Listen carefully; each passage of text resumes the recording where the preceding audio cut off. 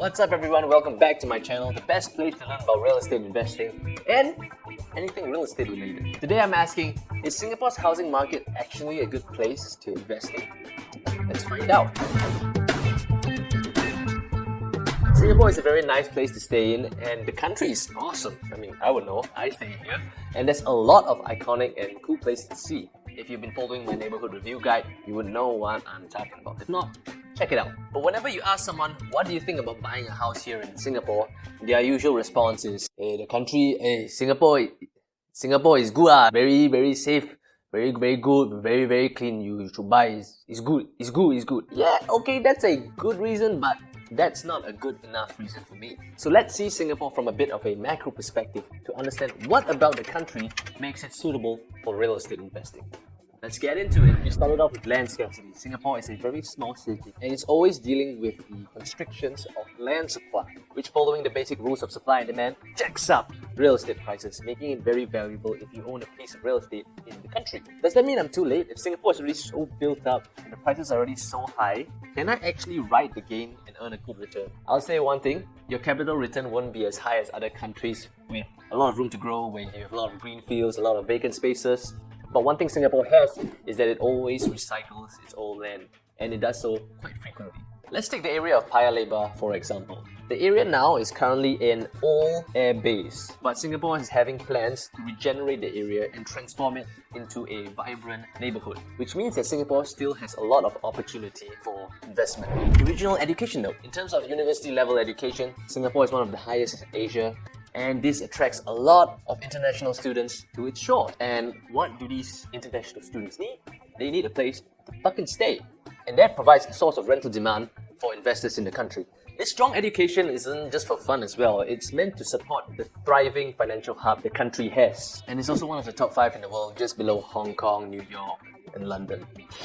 So in terms of the student population, you also have a lot of highly educated foreign talent flowing into Singapore, which, just like students, need a place to stay. Since we're talking about the rental market, I think you noticed that I missed out a particular group, and that is the locals like me.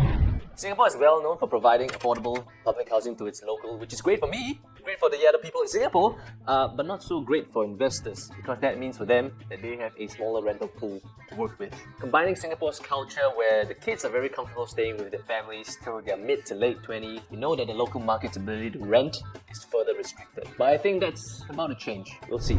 Legal structure and government body. The country has a very stable political environment generally because of its need to be open as well as having very strong bilateral relationships. Singapore also has very low corruption, ranking 3rd in the world by the Corruption Perception Index. That's super low, you know. 3rd?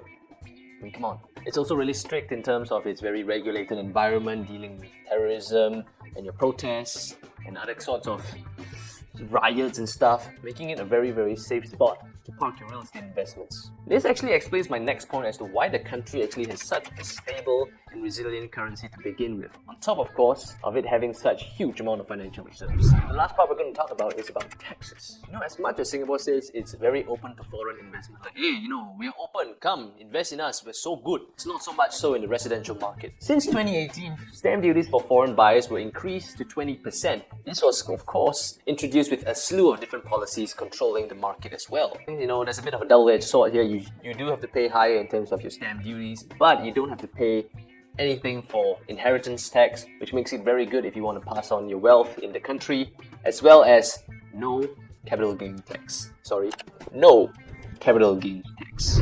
Alright, I hope this list provides you a good understanding as to whether Singapore is a good place to invest your real estate in. Of course, this list isn't exhaustive. I didn't talk about the great infrastructure Singapore has, the locality in the region, the fact that you have no chewing gum. I don't know whether that's something you might consider, but I think this is a very good understanding for why Singapore might be good and why not so much. In my opinion, Singapore is a very good location for a core investment because of its stable economy. But if you're looking for crazy returns, maybe the country isn't right for you. I think you might be looking at meme stocks instead. Alright, that is the end of the video. I hope you like what you see, and if you do, drop a like and subscribe and tell me what you want to see more down in the comment section below. And with that, I'll see you guys in the next